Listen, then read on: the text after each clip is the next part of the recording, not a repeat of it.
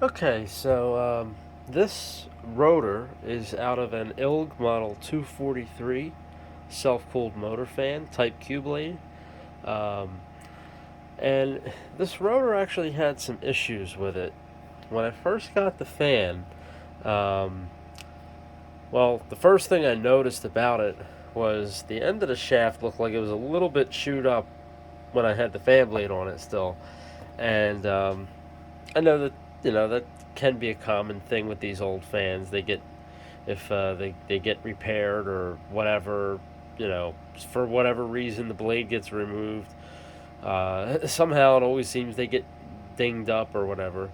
But when I removed the blade, I had discovered that someone in the past took a file, and it looked like a pretty coarse file because it had like big saw-looking marks in there, and they basically filed the entire circumference of this shaft down smaller for whatever reason. I'm not sure why they did it, but they made a mess out of it. It was all over the place. It was all tore up down by the end here. It was kind of tapered in.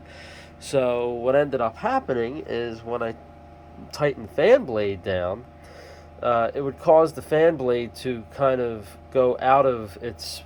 It's supposed to be perpendicular to the shaft, and it was kind of like the whole hub was a little bit off. So as the fan blade went around, the blades would wobble back and forth just a little bit, maybe about quarter, 3/8 of an inch. But these ILGs are usually better than that. They're usually pretty balanced. So that was a big issue.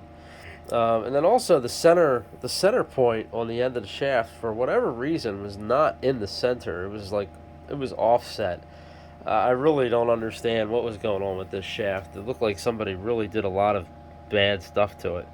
So either way, what I decided to do was I ground down the end of the shaft until there was no more center pilot.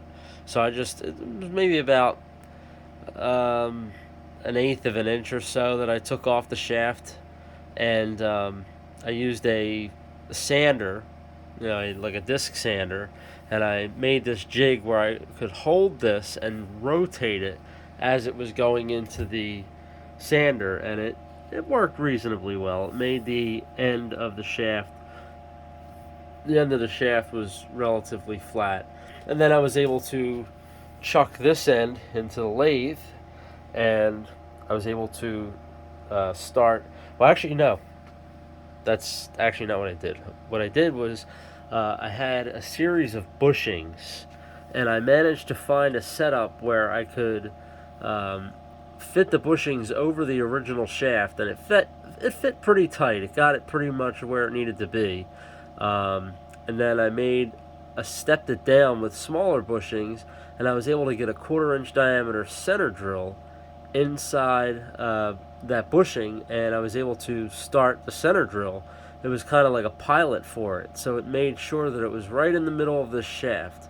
And then for whatever other reason, I don't know if this rotor has a slight bend in it somewhere, this actual shaft, but if I chuck this end in the lathe, I would measure about maybe 1,000th run out, 1,000th of an inch on this end, and then um, right around here or so, it's like it got worse and worse and worse toward the end. So I don't know if the shaft does have a slight bend in it somewhere, but what I was able to do is once I got that center drilled, I could put the center tailstock center of the lathe into that center point, and then chuck this into the actual chuck.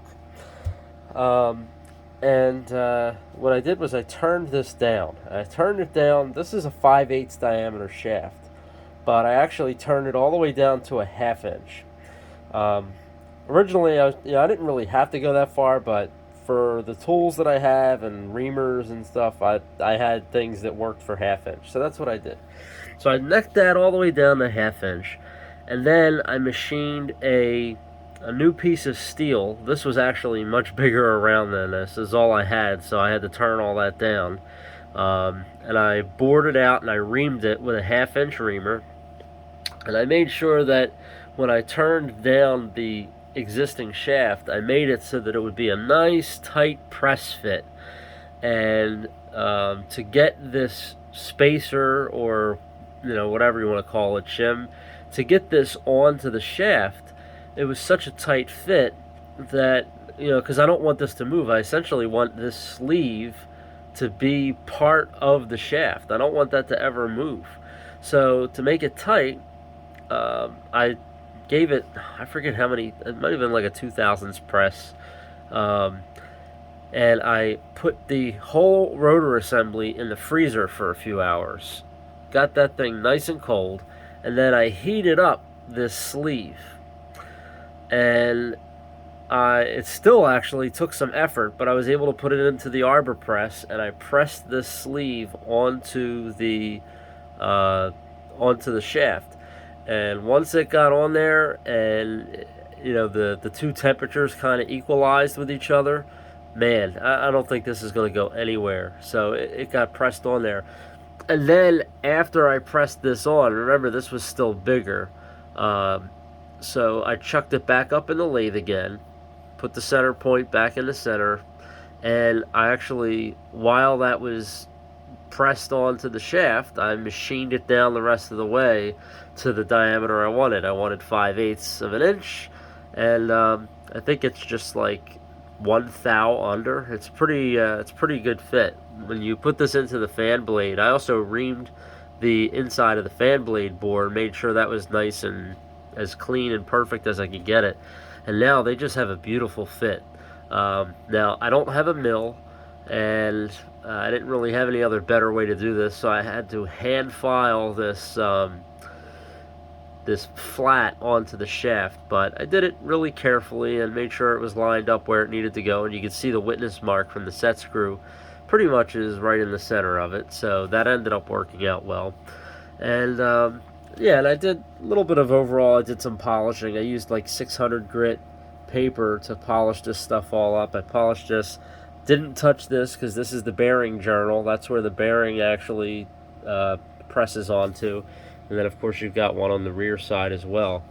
But yeah, it was a lot of work, but this ILG is now it's going to run nicer. The blade shouldn't wobble like it did before. If it does, I'll have to adjust that separately. But that is how the shaft was supposed to look, not all chewed up and marred like crazy the way it was. So it was a new experience for me to, it's the first time I ever did anything like this, and it worked out really well. I was able to do this all with a, one of the Chinese mini lathes. It's the 7x14 one, and it was a big job for it. It pretty much maxed out the size of the lathe for like the length of this shaft, and the diameter of this is pretty much the diameter of the chuck. It might actually be a little bigger than the chuck.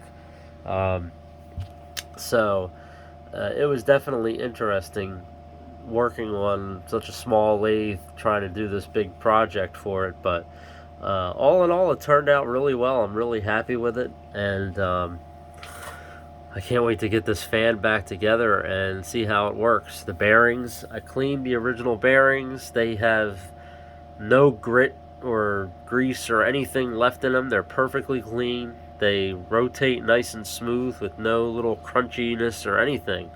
So put some fresh grease in those, and this thing should be really running smooth like an ILG should. So we will see how it goes.